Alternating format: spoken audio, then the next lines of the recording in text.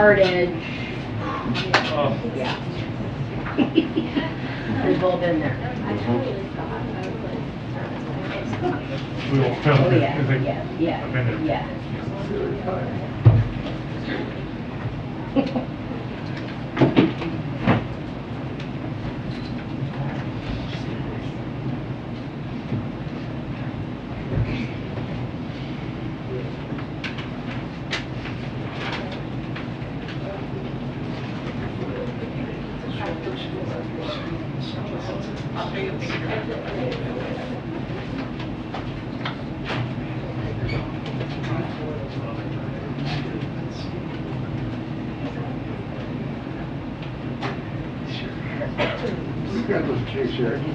Give me 1 second. Hey.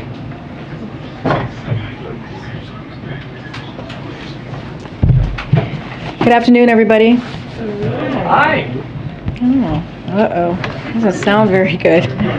See what we got today. Okay. Let me first say, this is the People's House. It should be a place all can see. We are saddened by the tragic loss of life after the lightning strike in Lafayette Park last night. Our hearts are with the families who lost lives, who lost loved ones, and we are praying for those still fighting for their lives. The National Park Service and local law enforcement have been providing updates, and I would direct you to them for any additional information. As you may have seen, on Monday, the President and the First Lady will travel to Eastern Kentucky with Governor Andy Beshear and his wife, Brittany, to visit communities devastated by flooding in recent days. They will also survey recovery efforts at one of the region's FEMA disaster recovery centers. We have been closely monitoring the floods since they began, and our hearts break for the families of those who have lost their lives or are missing, and for all of those who have been impacted. The President quickly directed his team to surge federal support to the region and authorize additional disaster assistance for Eastern Kentucky last weekend. Since then, FEMA has provided more than $3.1 million to support impacted individuals and families in their recovery efforts.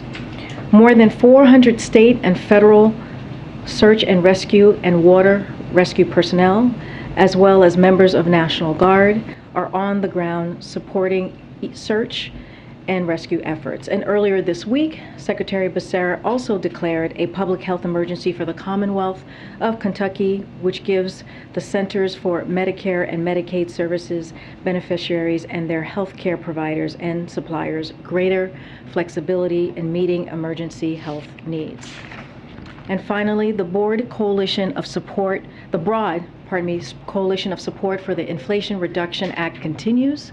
Today, over 40 major companies, including Levi Strauss, Logitech, Shell, Lyft, Unilever, and more, sent a letter urging Congress to pass the Inflation Reduction Act because it will combat inflation, lower prices for Americans, invest in manufacturing, and transition our country to a clean energy economy.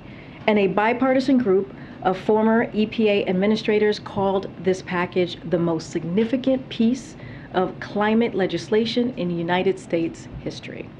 And finally, the U.S. Conference of Mayors, which represent communities across the country, said they are counting on Congress to get this bill done without delay because it will take critical steps to slash carbon emissions, provide affordable health care, and so much more. And with that, Josh, it's game day. It's game day for you. Welcome to the Super Bowl. Yeah, so let's start by going there. First of two subjects. The jobs report today came in stronger than expected, but some economists and some of the financial markets say that there's fears that means inflation could stay elevated. What does the White House think this report tells us about inflation? So today, as you saw from the president's statement, the unemployment rate matches the lowest it's been in over 50 years. That's 3.5%. More people are working than at any point in American history. And we have gained back all of the jobs that were lost during the pandemic. And so what the president did was quickly repair the labor market that was caused because of COVID. The labor market was damaged, as you all know. The supply chain. There wasn't a COVID response, comprehensive COVID response, and so that was the president's primary goal, and the goal of the American Rescue Plan. And let's not forget that passed in April of his first year. Only Democrats voted for this bill, and because of that, because of the American Rescue Plan, we are coming off of a very strong economy, and so that is important. That labor market is important, and so we can see how the American Rescue Plan was effective, what the jobs that we have gained back, and just a couple of examples. U.S. manufacturing is back with the fastest recovery since the early 1950s, and the passage of the CHIPS bill that will only strengthen our manufacturing more. And we are seeing that the bipartisan Infrastructure Act is already increasing the amount of infrastructure job. That is all good news. And so that is how we see this current jobs report. And we're going to just continue to do the work. Inflation clearly is something that people truly feel at home around their kitchen table. And the president has a plan to address that, including what we've been able to see with gas prices coming down, a decline that we haven't seen like this in over a decade. And so all of these things are important. And also, we're going to do everything that we can to encourage and continue to talk to legislators to pass the Inflation Reduction Act. So just to clarify, though, you don't think this report tells us much about the path of inflation going forward, or do you think it does? What we think is that this is good news. What we saw, right? That means when we gain back all the jobs that were lost during the pandemic, that's a good thing. That's a good thing to have more jobs out there and regain that. That's, as you know, someone who covers the economy, and we're at 3.5%. So all of those things are really important. When it comes to inflation, again, the president has a plan. He's going to continue to do his part on reducing costs for families. And we're going to let the Federal Reserve do their job, be independent. They have the monetary kind of tools to deal with inflation, and we leave that work to them. Okay, then secondly, given China's actions on climate and the military dialogue with the U.S., does the White House think Speaker Pelosi bears any blame for the rupture? And do you worry that the relationship with China could devolve further? So, and you've heard us say this before, the Speaker had every right. It is her right to have gone to Taiwan. Members of Congress make those decisions. We do not tell them what they can or cannot do or where they can travel. We have said this many times before. We provide a full, thorough briefing when they do travel. And so, again, there was no reason to have this escalation that we're seeing from China. It is fundamentally irresponsible what they are doing. And we'll continue our efforts to keep open lines of communication with Beijing while defending our interests and values in the region. This is what the world expects, the United States and China, and we encourage Beijing to keep this commitment as well when it comes to the dialogue, the climate dialogue that was canceled. And the military and climate dialogue that was canceled. So this is, again, she had every right. There's precedence for it. We talked about 25 years ago when Speaker Gingrich went to Taiwan. And so we are not going to, give any more than that on the Speaker's travel. Okay, you just say you're not going to give any more on the Speaker's travel, but I'm going to ask a similar question Sure. in a way, because I think that you guys have said repeatedly that it was her right to go, her decision to go, but now, like my colleague just said, now you've seen the results, now you've seen what has happened. Do you feel that these escalated tensions in the region were worth any message that Pelosi's visit sent? I mean, I'm going to say what I just said. The Speaker had the right to go to Taiwan. She's the Speaker of the House. She should speak to the impact of her travel on her own. That is for her to answer. And our focus is on defending our interests, as we have said many times, and the values in the Indo-Pacific. And that's what we're going to focus on. Back on jobs, I know you guys are excited about the jobs report, but for most people, wages for those jobs are just not keeping up with inflation. So fundamentally, is the anxiety we're hearing from Americans about the economy really an issue of wages and benefits? And what is the administration still doing to work on that? Look, we understand what Americans are feeling. The president understands that very personally. This is why he has done the work that he's done this past 18 months to get the economy going again. And now with inflation as well, with cost going up for Americans, he's focused on that. This is something that we continue to watch very closely, and we're going to continue to do the work to make sure that Americans feel relief. And so that work doesn't stop, and we know that there's more work to do. But as it relates to the jobs report and where we are and how the economy is moving forward, the strong labor market does matter. The strong labor market does say a lot about the economy. And then we're going to just continue to do the work that we need to do, that the Americans are waiting, the business of the Americans that they're waiting want us to do. Thanks, Karine. Russia said today that it was ready to discuss a prisoner swap with regard to Brittany Griner in private. And President Biden just told us that he was hopeful and working on it. Can you give us a sense of where things stand and have those private discussions begun? So we said this, and Secretary Blinken spoke to this earlier this morning. We have made a substantial offer to bring Brittany and Paul Whelan home. They need to be home. They should be home. They are being wrongfully detained. That is something you've heard us say. This morning, Foreign Minister Lavrov said publicly that they are prepared to engage through the channels we have established at the president's direction. As Secretary Blinken said this morning, as I just mentioned, we will continue to pursue those. This is something the president and national security have had on top of mind. This is a priority for them. We need to bring them home. We need to bring Brittany home. We need to bring Paul home. And we're going to continue to do the work that we have been doing in this administration to make sure that U.S. nationals that are being wrongfully detained, that are being held hostage, come home. And so as far as the negotiations, we say this all the time. It remains, not remains to be seen, but we have to keep the negotiations private, and we'll continue to do that. And so, but also we will continue to call on Russia to take the substantial offer that we put in front of them seriously. On a separate topic, is the White House following the Alex Jones trial? And do you believe that he should have to pay millions of dollars for the misinformation about Sandy Hook? I have to say I'm not following the Alex Jones trial. I'm gonna, since that's still going on, we don't comment on any trials or litigations or that's happening. Our hearts go out to the families that lost their loved ones. It was a tragic day. That is. The president knows that very personally. He's met with the families, and we continue to do everything we can to protect our communities from gun violence. That's why he was proud to sign the bipartisan piece of legislation that came before him a couple of weeks ago.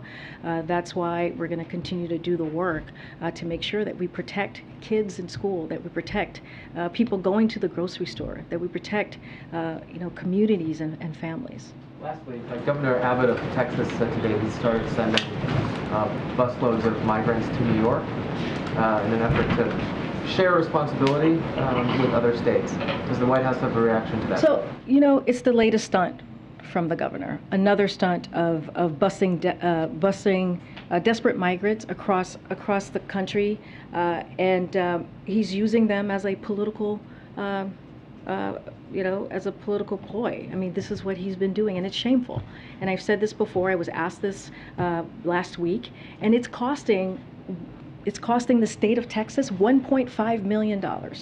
That's what this game that he's doing, that he's playing, is costing Texans, $1.5 million. And we have seen him do this before.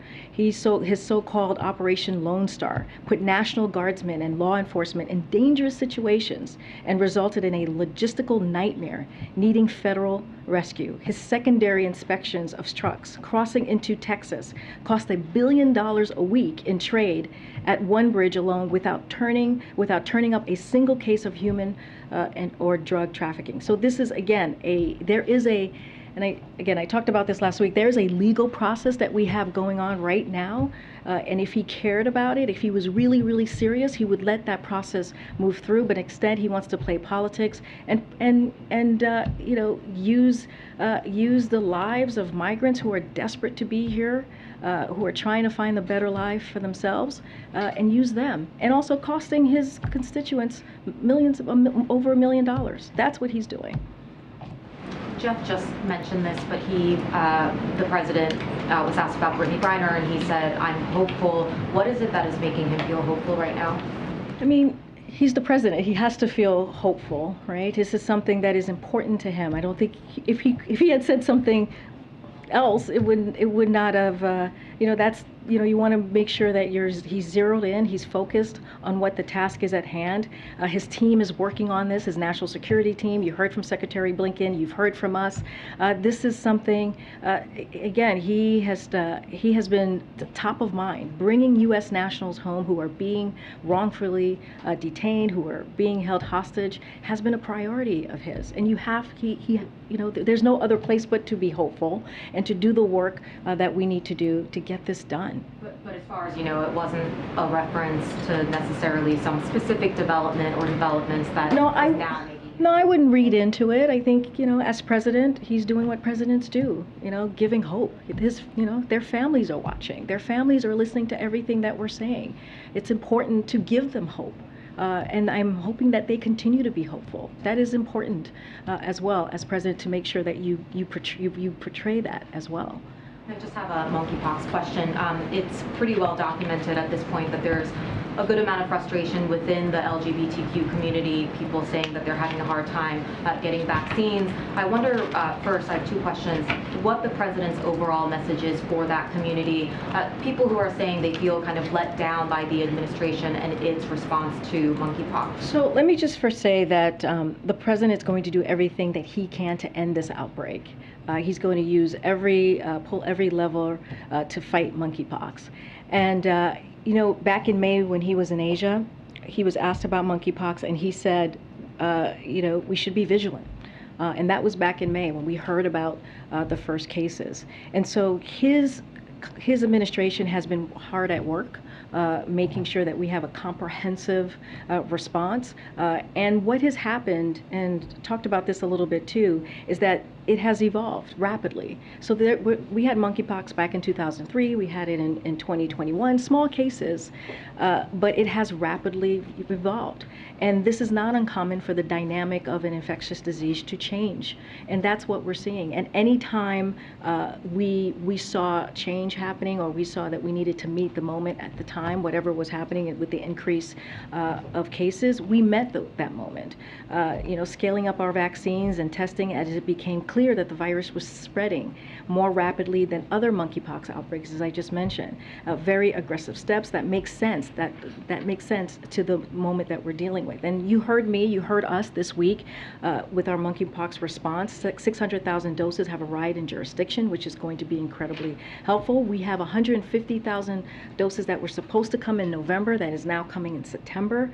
We've scaled up the capacity of testing to 80,000, which is also very important to make sure that we do that. The public health emergency that HHS did yesterday, that is going to help the CDC come up with data to how we do one vaccine to 5 vaccines. So we are increasing the vaccine supply. Again, this has been rapidly changing over the last couple of months, and we're meeting the moment at every turn. So is there a specific message for the LGBTQ community? Yeah, absolutely. Look, you know, this is a time that yeah, we understand how the community feels. It's very concerning, and I want to be really careful because it's important that we don't stigmatize any community, and so that is also important for us. Look, the president's going to do everything that he can to make sure that we end this outbreak. He is working on this,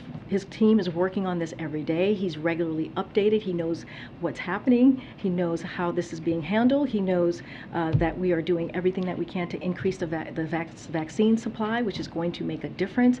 And let's not forget, we announced the monkeypox coordinators just this week, Bob Fenton, who is an expert in mass vaccination site. He's an expert in FEMA leadership, so he knows how to deal with these type of emergencies. And so we're going to continue to be zero focused on this. So if you are a member of an at-risk community and you're unable to get a vaccine right now, which again, we're hearing stories of that, is the federal government's recommendation that you pause or at least reduce sexual activity until you can get vaccinated? What I will say is you should talk to your medical provider. I am not a medical provider, but I would say talk to your medical provider and get the information that you need so that you are protecting yourself and you know how to move forward. That is the first thing that we tell folks with anything, right? We did that with COVID, and we'll do that with this as well. But I do want the community to know, and folks, Americans to know in general, that we are laser focused on this, and we are going to do everything we can to end this outbreak. It is also a priority for the president, which is why we have a rapid response team now in the White House as well. Follow up back. Yeah, thanks, Karine. Is the strong jobs report today enough for the White House to say that there won't be a recession on the horizon?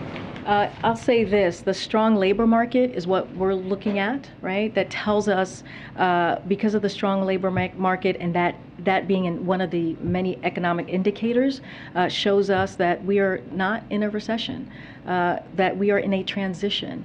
And that is very important to note.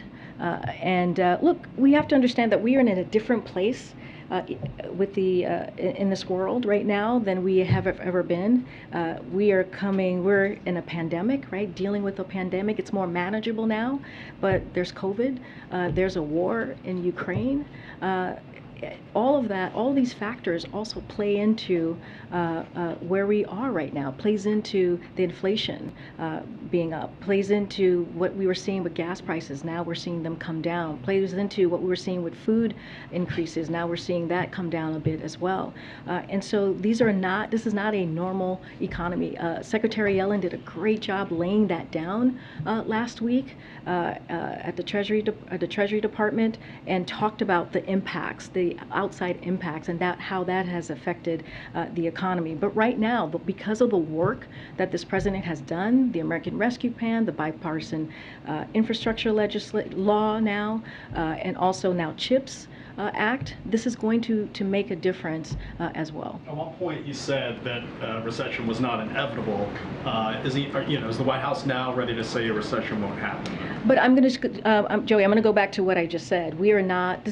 We're living in a different time, right? When you have a war happening, when you have a once-in-a-generation pandemic, and that's what the secretary talked about last week when she explained the economy, when she explained where we are currently. And so that also matters. But at the same time, we do have a strong labor market.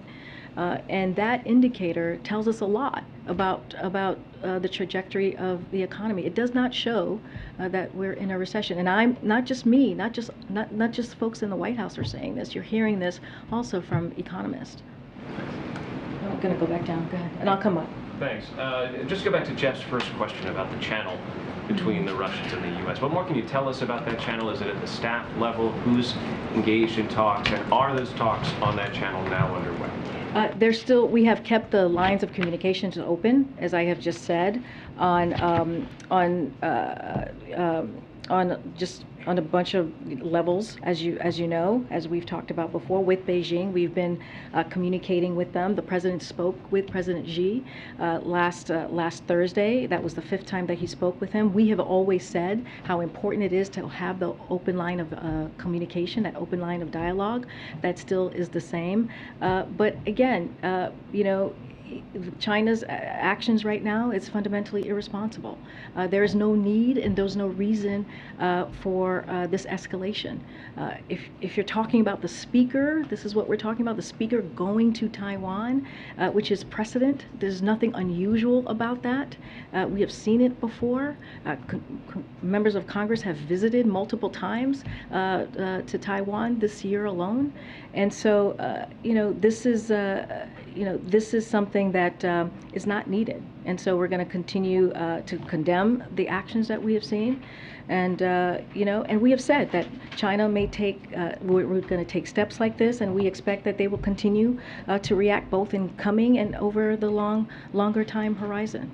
The ambassador, after he was brought here for the demarche, published an op-ed in the Washington Post, and essentially he concluded that the Taiwan issue could lead the U.S. and China to conflict. What's your response?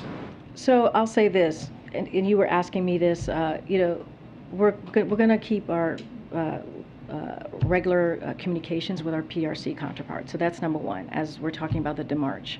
After China's action, we summoned PRC ambassador to the White House on Thursday to demarche him about the PRC's provocative actions. We condemned the PRC's military actions, which are irresponsible, again, at odds with our longstanding goal of maintaining peace and stability across the Taiwan Strait. We made clear to the ambassador that Beijing's actions are of concern to Taiwan, to us, and to our partners around the world.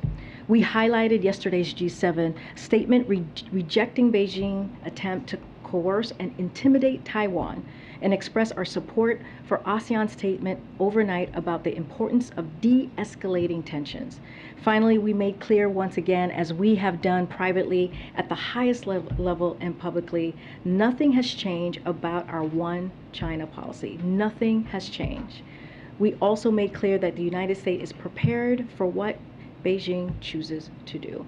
So we will not seek or do not want a crisis. At the same time, we will not deter from operating in the seas and skies of the Western Pacific. So that is our message to our counterparts. That is our message to Beijing, and that's what we've been communicating. Just one more from me. In Moscow today, a Kremlin spokesman said the U.S. is trying to solve the Brittany Griner, Paul Whelan situation with microphone diplomacy, and that any deal might be put at risk if you talk about it publicly. Are you concerned that the announcement that the U.S. has made the substantial offer puts the deal in jeopardy or in any way at risk? No, because we've been very clear that we're not going to negotiate in public. We wanted to be very upfront about what we were doing. That's why we mentioned the substantial offer.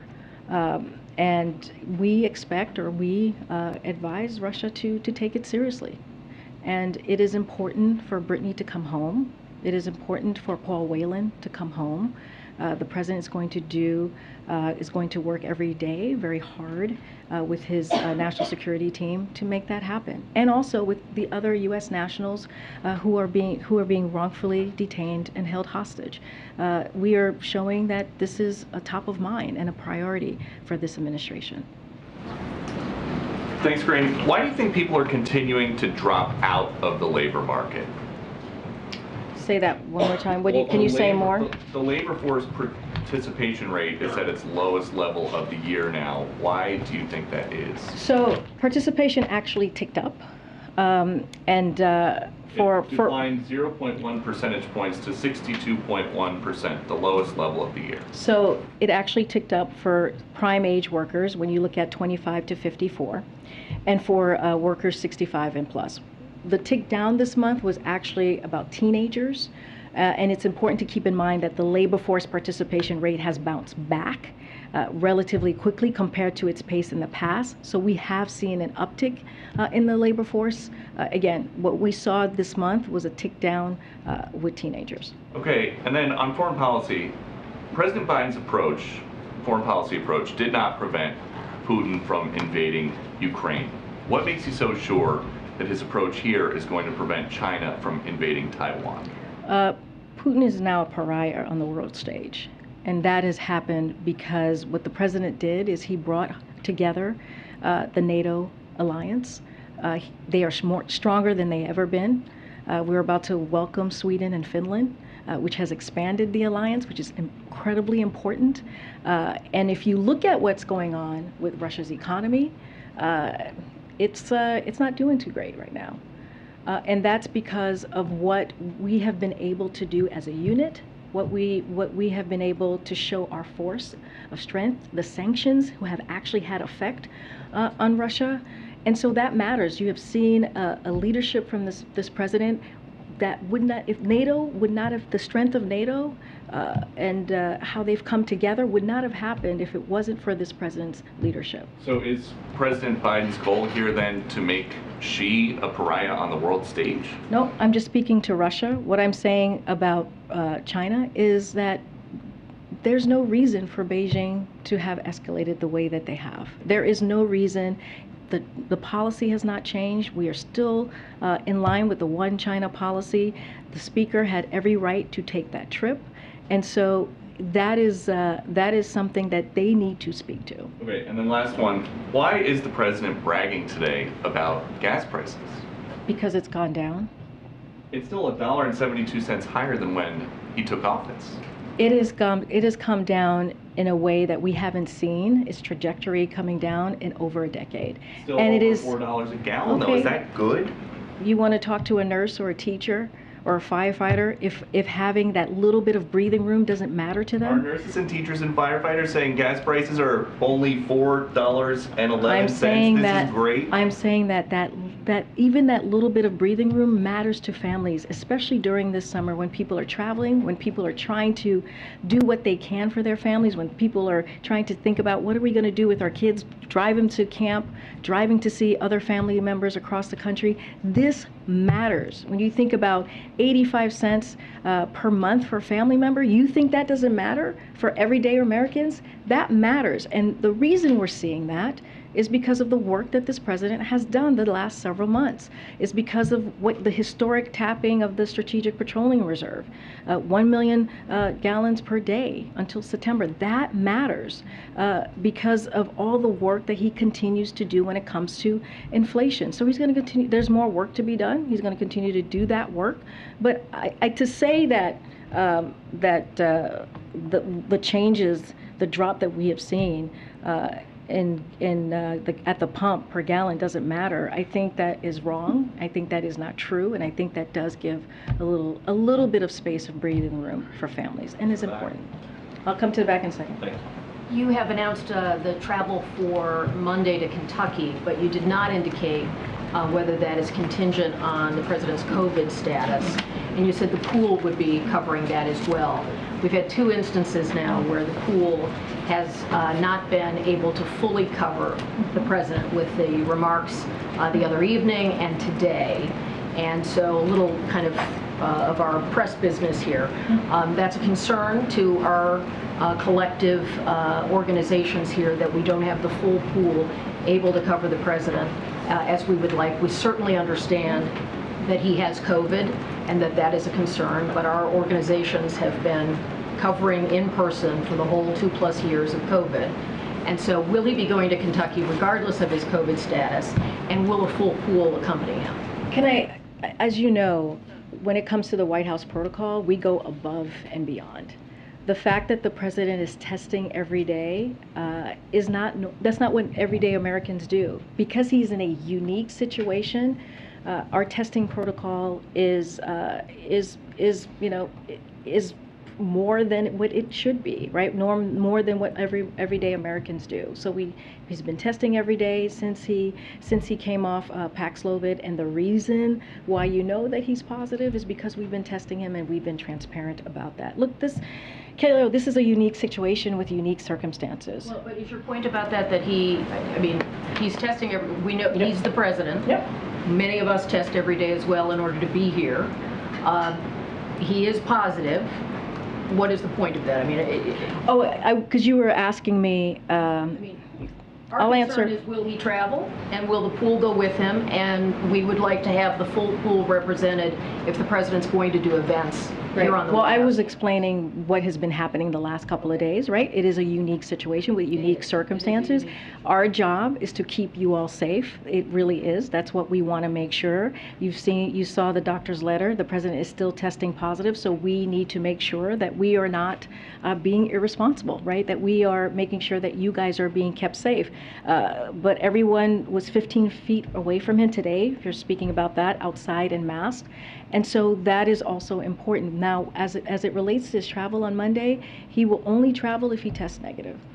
But I also wanted to address, what I was addressing is the last couple of weeks, it sounds like there's been, some questions about that. The other option that we have used is to have a virtual event where the full pool would be able to participate and be able to cover the president, ask questions. He's taken questions, I think, from Peter and others. And he took a question today from someone. Yeah. But it's only a limited pool. So we are just, again, on behalf of all of my colleagues, asking Completely for understand. And I would also say from here is that we have been transparent with all of you about when it comes to COVID and giving a letter every day. Our job, again, the president is in a unique position. We are all in unique positions, and we have to make sure that we adhere to protocols that are given to us and make sure that he's safe and you all are safe as well. But to your first question, I was kind of addressing just this past week, but to your first question, he will not travel unless he is negative. Of course he will not. We would not do that. Thanks so much, Karine. I was hoping, could you address a new CBO analysis about the Inflation Reduction Act that says it would have almost no impact or a negligible impact on inflation in 2022 and 2023? So I'll say this, leading economists have said that this Inflation Reduction Act that's been analyzed by them, that's been looked at by these economists, will indeed reduce inflation. And we've heard from 126 leading economists, including 7 Nobel Prize winners. They say it will put downward pressure on inflation. 5 former Treasury secretaries yesterday from bipartisan administrations say it will fight inflation. That's we're talking about former Treasury Secretary Larry Summers, former CEA Chair Jason Furman, Maya McGinnis, President Committee for a Responsible Federal Budget, all have said that it will fight inflation. But is it a dismissing of the CBO though? And is it fair? Is it appropriate to brand it as the Inflation Reduction Act when it will have such a little effect in the next 2 years when people are feeling it right now? Well, if you think about the Reduction Act, the Inflation Reduction Act, it will have an effect also on drug costs, right? Lowering prices for pharmaceutical costs, which is going to make a difference in a big way to seniors, to families. When you think about Medicare being able to negotiate with something that we have been wanting to do for decades and have not been able to do that. When you think about energy costs, utility bills coming down, when you think about the $300 billion that's going to go to the deficit that we've already, the deficit coming down that we already saw in 1.7 trillion last year, that is going to make a difference. That is going to fight inflation. And so it should be called the Inflation Reduction Act because that's exactly what it's going to do. It is an anti-inflation bill that the president is grateful for, and it's historic in all of the ways that I just laid out.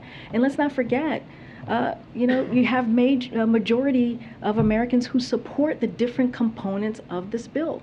And so that is important. This is something that the president has been working on for a long time, and also making sure that corporations pay their fair share. And that is also important. And not increasing taxes on Americans who are making under $400,000. All of that happens. On another topic on Afghanistan, can you just talk about how the White House will be marking the anniversary of the withdrawal from Afghanistan? So what type of plans to honor the 13 service members? So one of the things that I can say is that, this time last year, the president had to make a tough choice.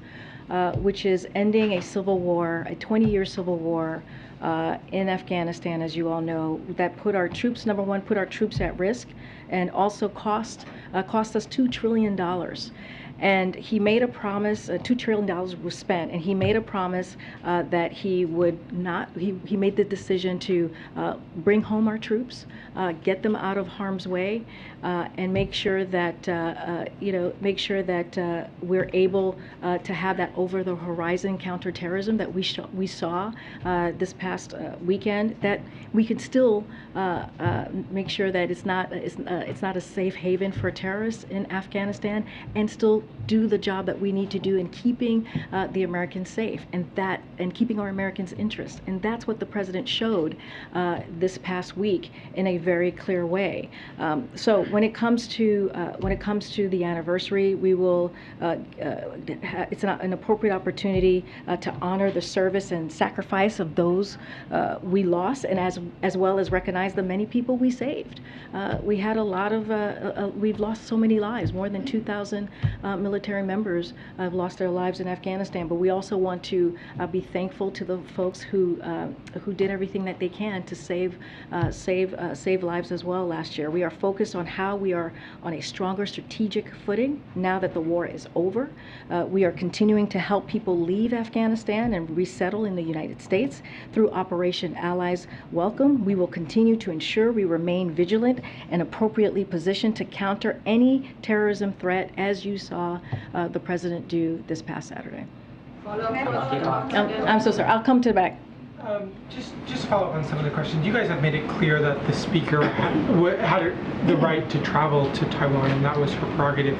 But there's a difference between her ability to do that and whether the White House agrees with that decision. They're two totally different things. And I understand the reason the president did not explicitly say to her, do not go, is because he respects that line and that independence of that governing body and her leadership.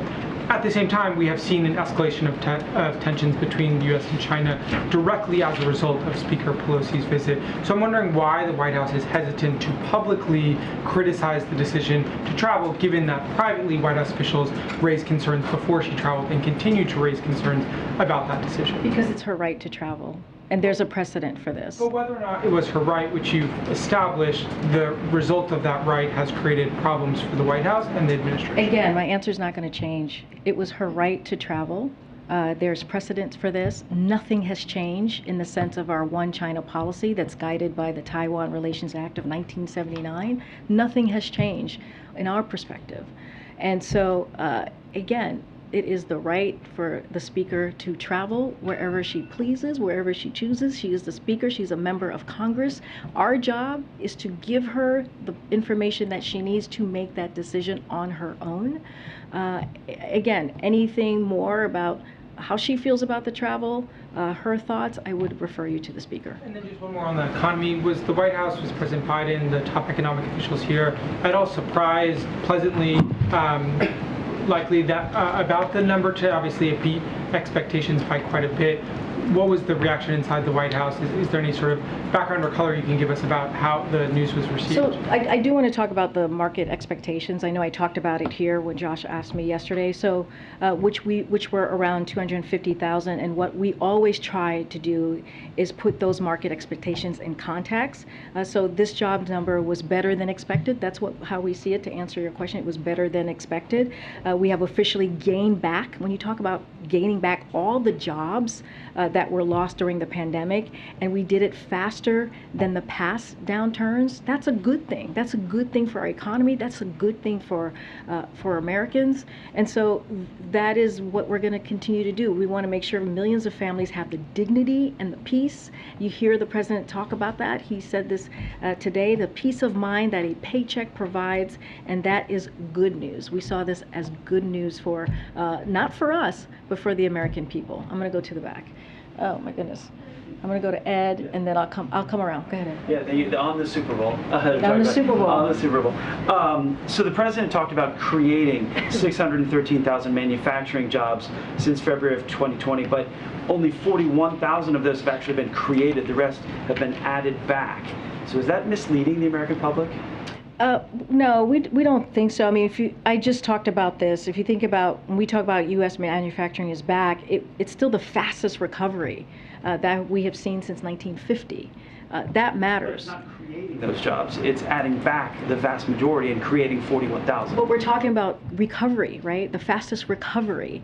And that matters. And so that's why the CHIPS and Science Act is so important, because one of the things, when you think about manufacturing jobs, you think about Made in America, when you think about investing manufacturing here, that is what we're trying to do, and that's what the CHIPS now law is going to do as well, making sure that we are investing here, making sure that when we talk about the chips, when we talk about semiconductors, making sure that that is being done here, created here, and being kept here. That's something that you've heard the president talk about over and over again, and now we're going to see that. When we think about strengthening the supply chain, I've been asked about national security, strengthening our national security. So all of that is important to the president. We're going to see that with this act. But look, manufacturing is indeed back. We are recovering that since the 1950s, and that's what we're talking about. Now we're going to create more jobs. And when we're on the economy created 32,000 jobs since February of 2020, as you said, has added back the rest of those jobs. Is that the significant progress for working families the president's talking about? Well, we have to step back to where we were 18 months ago, where the economy, there were 20 million people who were collecting unemployment benefits. That's what was happening when the president walked in. There was COVID that was killing 3,000 people, Americans, a day. Schools were closed. Businesses were shutting down. We're in a different place than when the president walked in into the White House. That matters in this story as well. The American Rescue Plan has gotten us to a place where we're seeing a strong economy. The labor market is strong. The bipartisan infrastructure law is going to make important, critical changes to our infrastructure. That's going to matter as well. We're going to continue to create more jobs. So right now, I was asked what we thought about the news. We think it's good news for the American people. We think we're still heading into a transition to more stable and steady growth. That's how we see things. But again, we're going to continue to do the work on behalf of the American people. That's the president's focus. Go ahead. It's Karine. No, that's right. You could go and then Karen. Okay, go ahead. Thank you. I wanted to follow up on a question that was asked earlier about Governor Abbott's actions. You called it a stunt, but what kind of support is the administration offering cities who are receiving these migrants? There was a report that Secretary of Defense denied the Mayor of D.C.'s request for support from the National Guard. So what kind of support is the administration offering, and if you're not, why not? So we would refer you to the Department of Defense specifically, which makes the decision on the question of the National Guard as it relates to D.C., the mayor of D.C. FEMA is providing support, including through grant funding, so we are helping in that regard. We have had constructive conversations with Mayor Bowser and her team. We'll continue to do that. We are committed to working with them as we do with all other electeds as well. But we are indeed providing support through FEMA and having those conversations with leaders. And then is anyone from the administration talking to Governor Abbott or his office? Are there any kind of conversations? I don't have any calls to read out to you, besides what else I just said at the beginning of the original question. Oh, Karine. I'm so sorry. Go ahead, Karen. I'm sorry.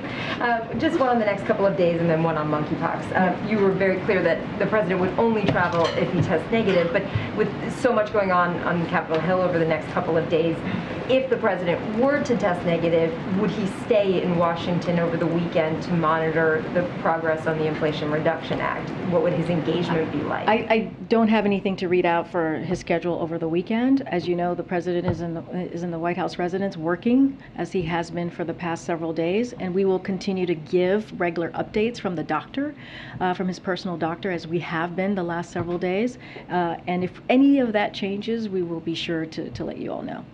And on monkeypox, Senator Gillibrand on Wednesday asked the president to invoke the Defense Production Act to increase the supply and access to vaccines.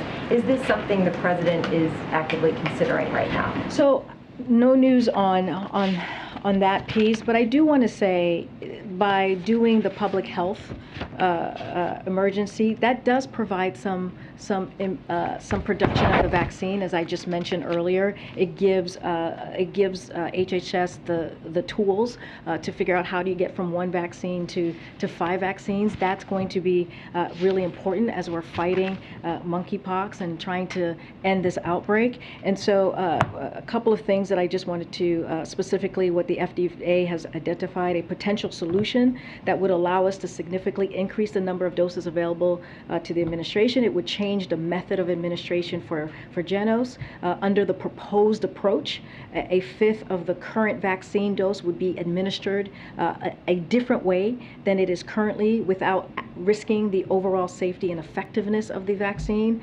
And we'll let FDA speak more to this, but this is an important, the public health emergency is going to be really critical as we are trying to up the vaccine supply. Dr. Jha was on ABC today and was talking about working with manufacturers to make more doses here in the U.S. Is there anything you can share on efforts right now with the federal government to do that? So I would refer you to the HHS specifically. I don't have anything more to share on that, but it is an important tool that that HHS deployed yesterday when you think about the public health emergency, and it will have an effect and it will make a difference as we talk about vaccine supply. Okay, I'm going to come back. Okay, Courtney, I haven't called you in a while. Go ahead. I wanted to ask you about abortion quickly. The president has talked about, or immediately after the fall of Roe, making abortion pills more accessible, intervening if states tried to prevent people from traveling, intervening if pharmacies would give medication that was needed. How are you keeping track of issues that come up in those areas so that the president can act or the Justice Department can act? How are you collecting information and being made aware of what's going on all over the country? So that is with the Department of Justice as we talk about travel, we talk about medication, that's with the Health and Human Services. And so we leave it to them to enact what the executive orders that the president put forth.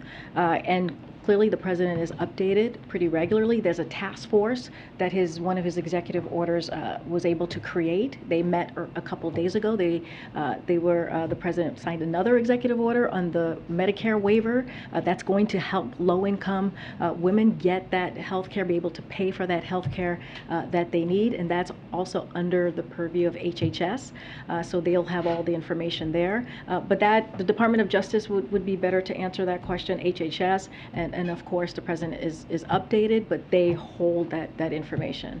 Has there been any, I don't want to call them hot spots or something, but issues of concern that have bubbled up, meaning you get a lot of complaints about one thing or a lot of issues in one area that you're hearing from Justice or from HHS? I don't have anything to share at this time. I would refer you to HHS for more specifics or any update. I'm just going to call. I'm going to call a couple more. Go ahead, Andrew. Thank you. 2 questions for you on different subjects. The first, last night Senator Graham tweeted what he called a word of advice to Democrats who support the Inflation Reduction Act. He said if you expect the CR to deliver a political payoff with 60 votes, he might want to rethink. Is the president at all concerned that getting this reconciliation deal through will cause Republicans to retaliate when it comes time for budgeting for 2023, for instance, by shutting down the government? What the president cares about is anti-inflation. What he cares about is lowering costs for the American people. What he cares about is lowering drug costs for seniors and making sure that Medicare is able to negotiate, something that he cares about very personally. He's been working on for decades. Look, this is the question that Republicans need to answer. This is what you should ask them. Why is it that they are willing to not fight or not support a bill that's going to help the American people, that's going to help the middle class? Why are they willing to hold the water of corporate America? Why are they willing to push corporate welfare? It is something to be, what we're seeing right now is really something. I mean, we are talking about a piece of legislation that 126 economists, broadly, Republicans and Democrats, are supporting and saying that it's going to bring back down inflation. That 5 former Treasury secretaries, Republican Democrats, saying it is going to fight inflation. I mean, it is just shameful to see what is happening. So if they really, really want to do the work, and we welcome them to come and do the work, they should work with Democrats in Congress and get the work done for the American people. I'm going to take one way in the back. Go ahead. Go ahead. Go ahead. For me, Karine? Go ahead. Go ahead, Andrew. Go ahead, and then we'll go to the back. Thank you. On the subject that Tyler asked about yesterday, the DHS IG, during his campaign in 2020, the president said that he would not fire inspectors general as his predecessor had, because the job of inspectors general is to keep the government honest. How does an inspector general who tells his staff to not recover deleted text messages that could help in a congressional investigation, does not notify Congress that there are missing text messages as he's required to by law, etc.? How does that keep the government honest? So we're looking at the facts and the situation. It is being investigated. So that is, we just don't speak to that. We know what members of Congress have been saying. We understand the concerns. I hear what you're saying, but there is, it's being looked at this time. And so we're just not going to comment on personnel announcement at this time. Go ahead, way in the back. Go ahead. So much, Karine. I'm wondering, since minimum wage in the U.S. has been, I think, about $7.25 for decades, is it possible under the Biden administration for minimum wage to change? I believe it has changed in the past 18 months. That's one thing that we have seen is as the minimum wage going up and workers and companies working with their workers on that. $15 an hour? Are you headed in that direction? Look, what we want to make sure is that we are delivering for the American people, making sure that they have an affordable living. That is something that we are always focused on.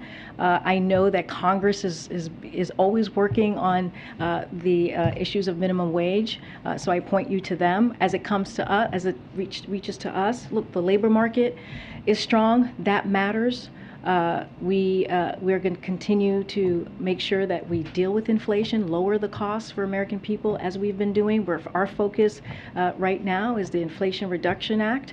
So we're going to continue to encourage our friends to support that bill. I'll take one last one.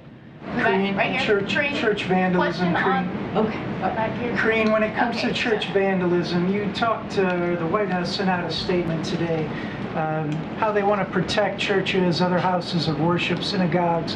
Can you first comment on that, and then also just the timing of that release? Why now? The president has been very clear about condemning violence of churches, of synagogue. It is not the political discourse that we support. That should not be happening. People should be able to go to church, to be able to do it, whether in a Catholic church or a synagogue, without fear. And it is shameful that that is happening. And the president has been very clear about this, condemning vandalism. And so we're going to continue to speak out against it. Thanks, everybody. Thanks, Karine. Thank you. Thank you.